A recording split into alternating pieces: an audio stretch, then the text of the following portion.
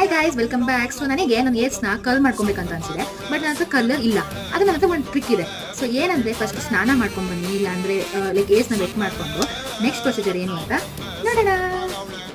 ಏನಿಲ್ಲ, ನಮ್ಮ ಕೂದಲು ಬೆಕ್ಕಿರಬೇಕಾದ್ರೇ ನೀಟಾಗಿ ಬಾಚಿಕೊಂಡು ಪ್ಲೇಟ್ಸ್ ಹಾಕೋಕ್ಕೆ ಸ್ಟಾರ್ಟ್ ಮಾಡಬೇಕು.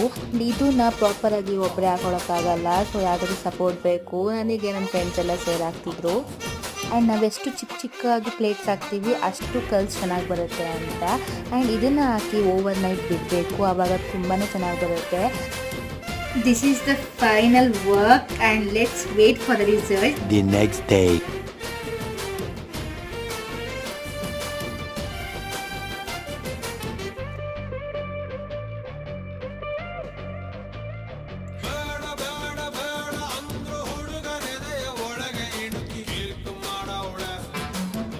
This trick is really gonna work. You must try.